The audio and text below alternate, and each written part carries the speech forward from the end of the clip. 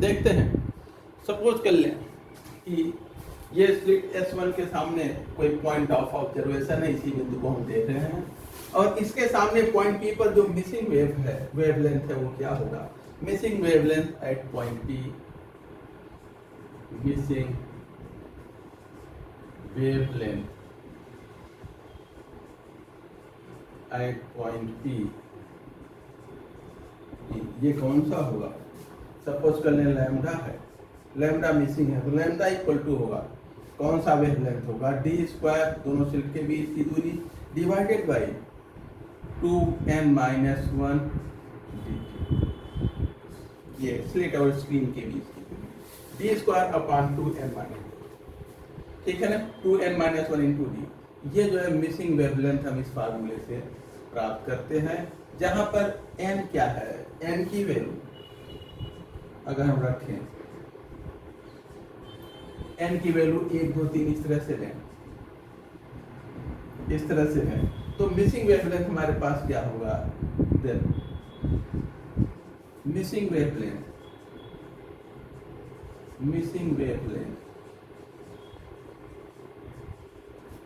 Wavelength lambda, ये D square upon 2 होगा, D square upon D होगा। अगर n की वैल्यू 1 रख देंगे तो 2-1 यानी कि डी स्क्वायर अपॉन डी, इसकी वैल्यू 2 रखेंगे तो डी स्क्वायर अपॉन 3d हो जाएगा, डी स्क्वायर अपॉन 3d होगा। इसकी वैल्यू अगर जो है 3 रखेंगे तो 3 3 का 9 यानी कि डी स्क्वायर अपॉन 8, 3 दूना 6 -1, तो डी स्क्वायर अपॉन 5d हो जाएगा, एक्सेट्रा। इस तरह से हम निकालते चले जाएंगे और इस तरह से हम मिसिंग वेवलेंथ को प्राप्त कर लेते हैं। नोट करिए इसको। स्क्रीन साफ जा रहा है कि नहीं?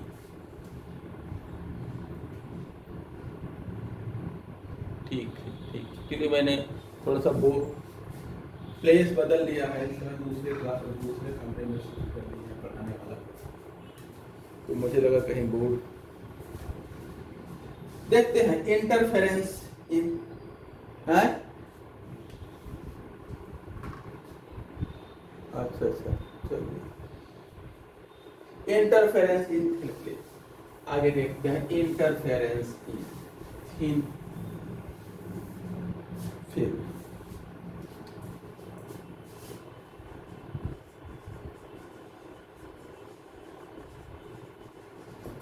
Thin film. तो कल रख लें सुबह 8 बजे से क्लास फिजिक्स की, 8 से 9:30 कर दें, कोई दिक्कत तो नहीं किसी को? तो ठीक है, 8 सवा 8 तक रखते हैं, ठीक है? 8 साढ़े 8 क्या 8 क्या सवा 8 से रखते हैं, ठीक है? सवा 8 से रखते हैं, फिर सवा 8 से सवा 9 तक, फिर 15 मिनट ब्रेक के बाद अगली क्लास 9:30 से कर लेंगे। इंटरफेरेंस इन थिन फिल्म। देखिए, जैसे अगर आप किसी एक लेयर के ऊपर दूसरी लेयर है पतली, मान लीजिए वाटर लेयर है, वाटर है नीचे, इसके ऊपर ऑयल की, तेल की पतली फिल्म हो, ऑयल, ये वाटर है, ठीक है, इसके ऊपर ऑयल की पतली फिल्म हो, ऑयल, मान लो इस तरह की ऑयल की फिल्म है, ऑयल है, ठीक है। और ये जो है यहाँ एयर है, एयर है। अब एयर से कोई तरंग आ रहा है अगर ये, तो ये क्या होगा? कुछ तो इसका रिफ्रैक्शन और कुछ रिफ्लेक्शन, ये रिफ्लेक्टेड है, और कुछ जो है रिफ्रैक्शन इसका होगा, यहाँ आया, क्योंकि एयर से ऑयल में आ रहा है डेंसर मीडियम में, तो नॉर्मल से थोड़ा नॉर्मल की तरफ हो जाएगा, नॉर्मल ऐसे होगा, नॉर्मल की तरफ। अब यहाँ से फिर ये सरफेस से फिर बराबर, ये तो एक रिफ्लेक्टेड और एक रिफ्लेक्ट, ठीक ना? एक तो यहीं से कुछ पार्ट चला गया, कुछ यहाँ आकर के इस इनर सरफेस से इसका रिफ्लेक्शन हुआ। अब आगे जाकर के इनका इंटरफेरेंस होगा, ठीक है। और इस प्रकार से हमें जो है थिन फिल्म से हमें इंटरफेरेंस प्राप्त हो रहा है और ये सेम फेज में होंगे या अपोजिट फेज में होंगे, देखा जाए। Thin layer of oil on water surface and soap bubble. Thin layer of oil on water surface या soap bubble or soap bubble show various colors in white light. So various colors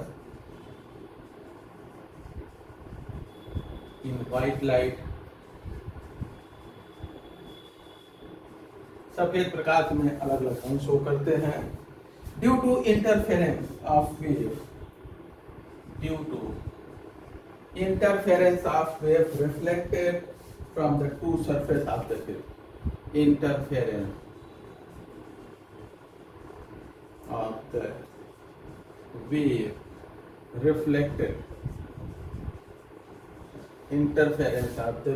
reflected from the two surfaces of the film,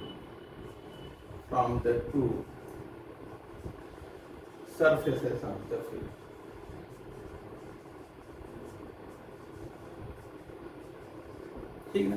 इस प्रकार से हमें इनसे colour प्राप्त होता है, note कर लीजिए। अब आते हैं, देखा जाए इंटरफेरेंस इन रिफ्लेक्टेड लाइट देखेंगे और दूसरा देखेंगे इंटरफेरेंस इन रिफ्रैक्टेड लाइट। रिफ्लेक्शन दोनों संभव है और दोनों का इंटरफेरेंस देखते हैं, रिफ्लेक्टेड लाइट और रिफ्रैक्टेड लाइट।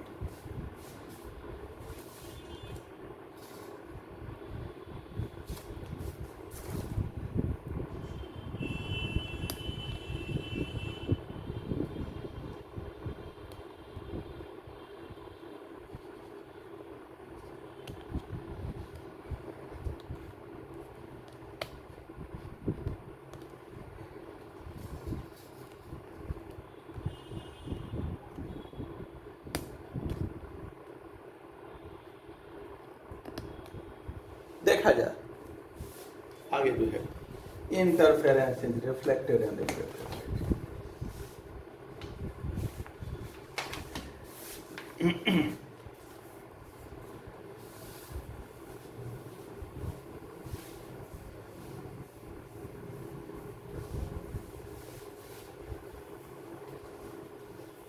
इंटरफेरेंस इन रिफ्लेक्टेड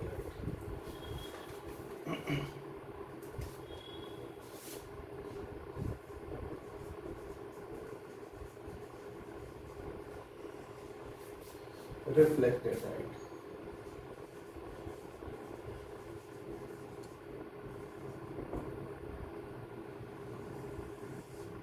देखा जाए जो नेट पाथ देखिए। अच्छा, पहले डायग्राम दोनों का समझाते हैं। सपोज कर लें ये हमारे पास जो है एक स्लैब है,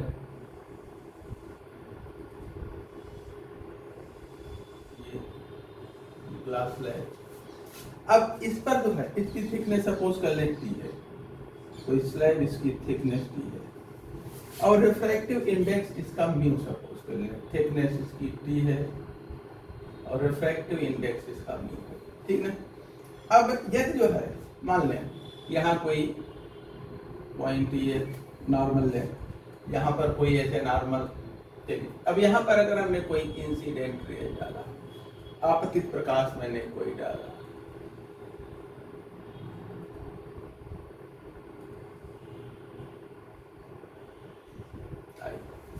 अब यहां से ये जो है थोड़ा सा नॉर्मल की तरफ आपके हुए यहाँ आएगा।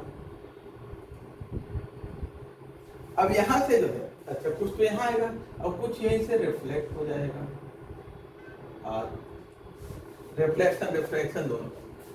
देखिए कुछ हिस्से का रिफ्लेक्शन, कुछ का रिफ्लेक्शन। अब ये यहाँ नॉर्मल,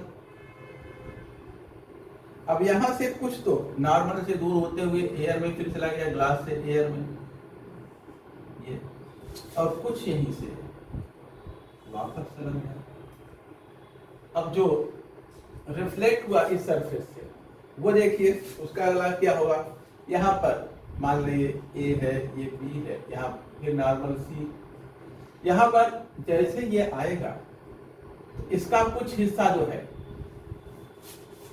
ये थोड़ा सा नॉर्मल से दूर होता हुआ निकल जाएगा,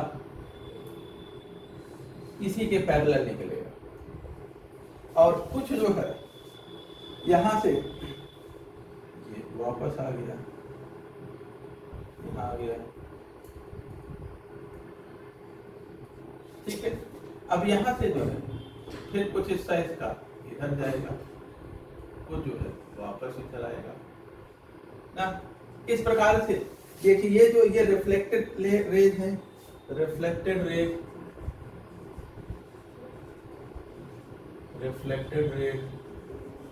और ये जो है रिफ्रैक्टेड, ये भी पैरेलल ही होंगे सभी, ये दोनों, ये रिफ्रैक्टेड रेज, और ये दोनों इधर इंटरफेरेंस करेंगे, ये दोनों इधर इंटरफेरेंस करेंगे। इस तरह से रिफ्लेक्टेड और रिफ्रैक्टेड दोनों लाइट में इंटरफेरेंस यहाँ पर हम शो कर रहे हैं, देख रहे हैं, ठीक ना। नोट करिए, फिर आगे बढ़ते हैं। देखा जाए दोनों के बीच का जो नेट पाथ डिफरेंस होगा, इनके बीच का, इनके बीच का देखा जाए। Net path difference between two consecutive waves, net path difference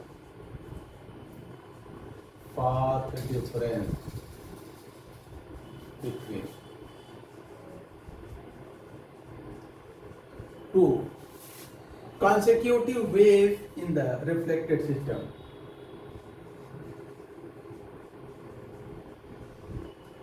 Wave in the reflected system.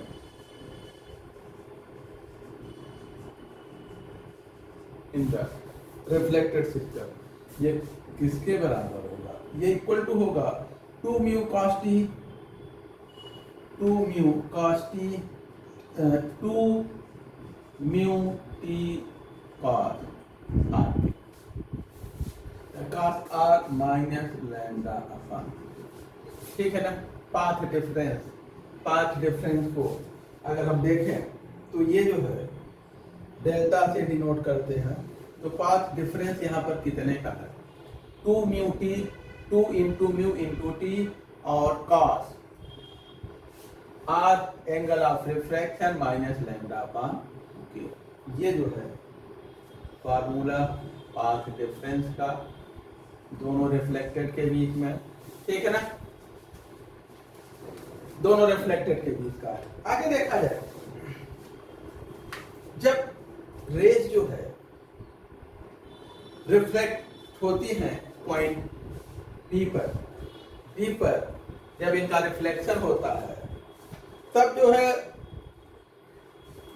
Sorry ये पॉइंट बी है, ये पॉइंट बी है, और बल्कि ये हटा दीजिए, और ये पॉइंट सी है, और ये जो है पॉइंट बी है यहाँ। तो जब पॉइंट बी पर रेज रिफ्लेक्ट होती हैं, ठीक है ना, तो वो डेंसर से रेयर मीडियम की तरफ जाती है, ठीक है ना, और एडिशनल फेज डिफरेंस इनमें पाई का आ जाता है, या पाथ डिफरेंस लैम्डा अपॉन 2 का यहाँ पर आ जाता है, ठीक है। यहाँ से रिफ्लेक्ट होकर जब इधर चलती हैं तो पाथ डिफरेंस पाई या लैम्डा अपॉन 2 का आ जाता है। तो अगला point, when the rays suffer reflection at B, when the rays suffer reflection at point B, जब पॉइंट बी पर ये रिफ्लेक्ट होती है तब जो है at the surface of the denser medium, इस डेंसर मीडियम के सरफेस पर, at the surface of the denser medium,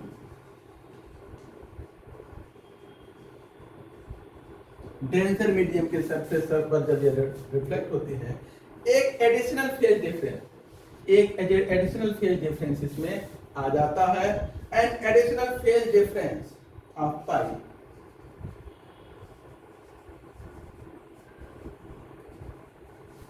phase difference, यहां से आके फिर मुड़ती है ना, तो फेज डिफरेंस आ जाता है, डिफरेंस ऑफ पाई, या फिर हम कहें a path difference of path difference of lambda upon 2। Phase difference pi का यानी 180 डिग्री का, और पाथ डिफरेंस लैम्डा अपॉन 2 का, वेवलेंथ के आधे का, इज इंट्रोड्यूस यहां पर आ जाता है। स्टोक्स लॉ है,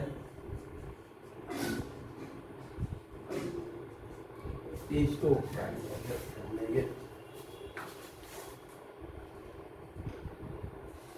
स्टोक्स लॉ देखा जाए। कंस्ट्रक्टिव इंटरफेरेंस के लिए क्या कंडीशन होगा इस केस में, फिर डिस्ट्रक्टिव इंटरफेरेंस के लिए क्या कंडीशन होगा।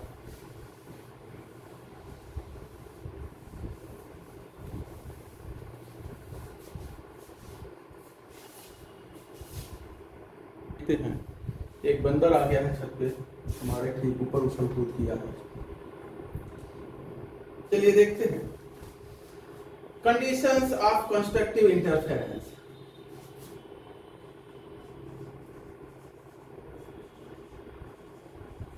कंस्ट्रक्टिव इंटरफेरेंस, इंटरफेरेंस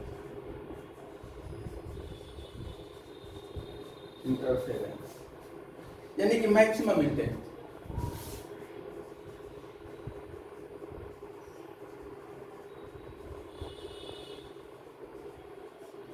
ये कितना होगा, इसके लिए जो कंडीशंस है मैक्सिमम इंटेंसिटी की, जो शर्तें हैं इंटरफेरेंस की, ये है 2 mu T, 2 mu T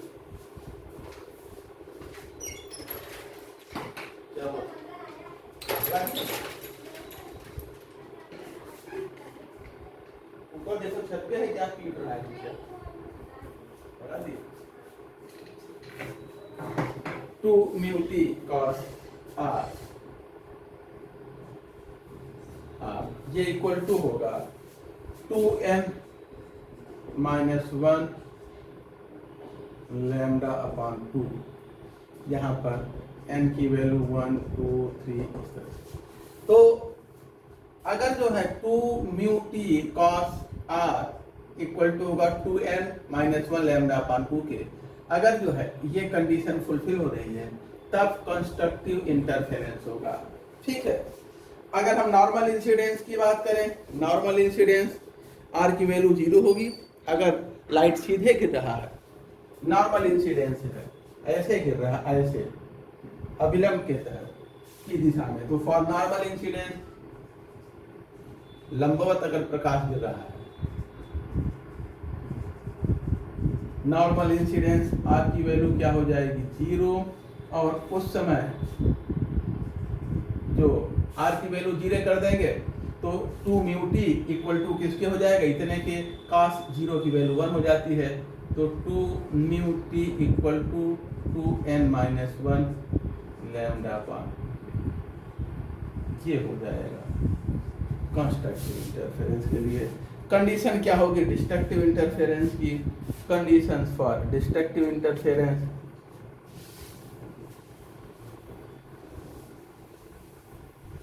conditions for destructive interference यानी मिनिमम इंटेंसिटी,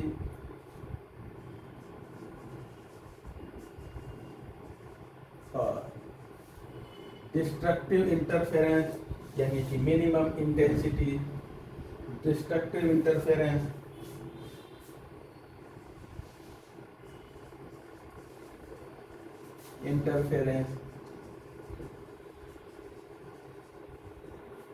यानी कि मिनिमम इंटेंसिटी,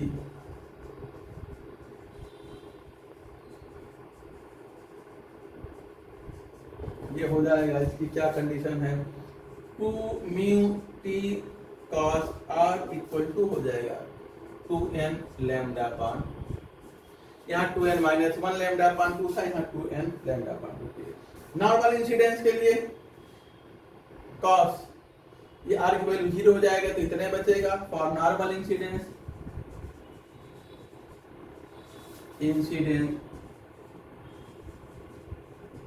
यहाँ पर 2 mu t equal to n lambda के, जहाँ पर एन की वैल्यू 1 2 3 तो 2 mu t equal to n lambda के, ठीक ना।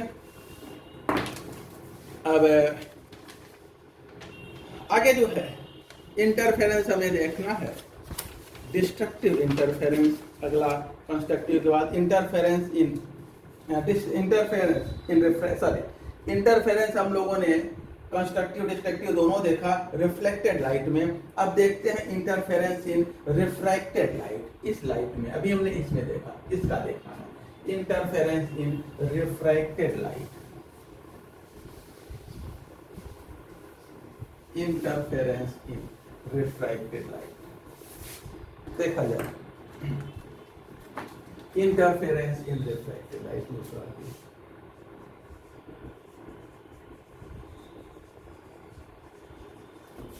रिफ्रैक्टेड लाइट देखा जाए तो कंडीशन कंस्ट्रक्टिव इंटरफेरेंस के लिए क्या होता है, यहाँ पे n लैम्डा अपान 2 कंस्ट्रक्टिव के लिए और 2n-1 लैम्डा अपान 2 जो है डिस्ट्रक्टिव, यानी अपोजिट हो जाता है। Condition for constructive interference opposite हो जाता है उसका, ये वाला ये जो डिस्ट्रक्टिव का है अगले के लिए कंस्ट्रक्टिव का हो जाता है। कंडीशंस फॉर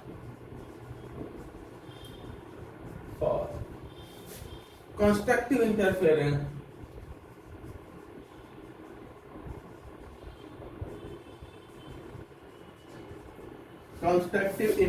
यानी मैक्सिमम इंटेंसिटी,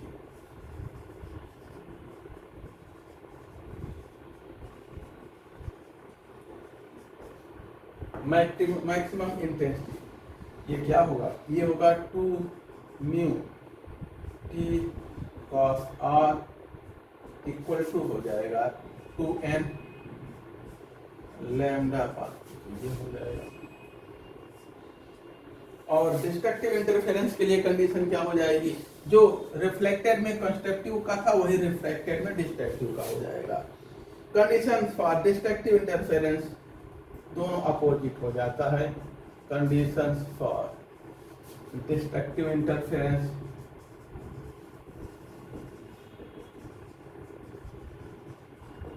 ये हो जाएगा 2 mu t cos r equal to हो जाएगा 2n-1 लैम्डा अपान 2 की, ये हो जाएगा।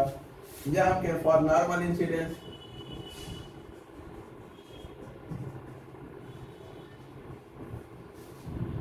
ये हो जाएगा 2 म्यू टी इक्वल टू हो जाएगा 2n-1 लैम्डा अपान, ठीक है, ये रहा, इसको नोट कर लीजिए। अब उसके बाद यहाँ से जो है लाइट मिरर देखना है, कल की क्लास में देखते हैं, आज की क्लास यहीं पे रोकते हैं। अब आ जाइए केमिस्ट्री क्लास में, ठीक, कल देखते हैं, कल सुबह एक्स्ट्रा क्लास रखते हैं। ऐसा करते हैं ना 8:30 से 9:30 का, 8:30 से 9:30 का लगभग 50 मिनट का रखते हैं, ठीक ना। फिर उसके बाद देखते हैं, जैसा होगा बढ़ाएंगे।